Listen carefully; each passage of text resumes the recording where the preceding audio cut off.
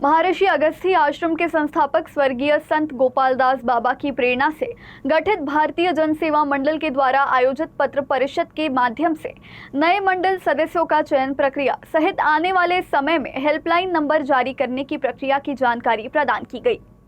भारतीय जन सेवा मंडल पिछले 40 वर्षों से विविध धार्मिक एवं सामाजिक आयोजन करता आ रहा है। मंडल के 6 सदस्यों के निधन के बाद नए 6 सदस्यों का चयन किया गया है, जिसमें सभी नए सदस्यों को पुष्पगुच्छ एवं शाल श्रीफल भेंट देकर सम्मानित किया गया। मंडल के द्वारा अब स्वास्थ्य रोजगार को लेकर भी कार्य किया जा रहा है, जिसको लेकर जल्द ही भारतीय जन सेवा मंडल हेल्पलाइन नंबर भी जारी करेगा। इस आशय की जानकारी भारतीय जन सेवा मंडल के अध्यक्ष चंद्रपाल चौकसे तथा महासचिव पूर्व विधायक डी मल्लिकार्जुन रेड्डी ने पत्रकारों को संबोधित करते हुए कही है।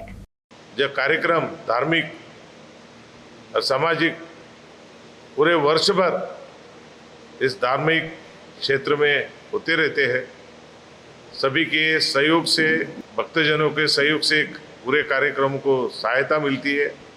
उस सहायता के माध्यम से, सहयोग के माध्यम से ये कार्यक्रम निरंतर 40 वर्षों से 50 वर्षों से चल रहा है। राम भक्त हनुमान जी के आशीर्वाद से इस धार्मिक क्षेत्र का विकास हो, निरंतर परंपरा, धार्मिक परंपरा चलते रहे, यही अभिलाषा भारतीय जनसेवा मंडल की रही है की आजपर्यंत आम्ही धार्मिक कार्यामध्ये अग्रसर होतो आणि आम्ही धार्मिक कार्य करत होतो। जसं आमचे महासचिव सन्माननीय मल्लिकार्जुन रेड्डी माजी आमदार यांनी सांगितलं आहे।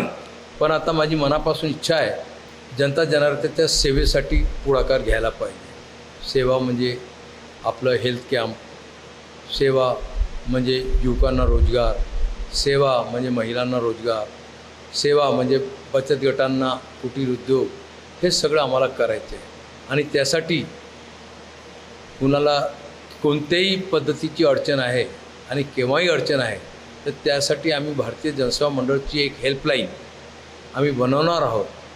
आणि कुणालाही केव्हाही आमची गरज आहे तर त्यांनी हेल्पलाईनवर नंबरवर फोन करावं। आमचे जे सदस्य जितके बसले आहेत हे सगळे सदस्य सेवा करण्यासाठी आतुर आहेत, तत्पर आहेत आणि सेवा करतच आहेत।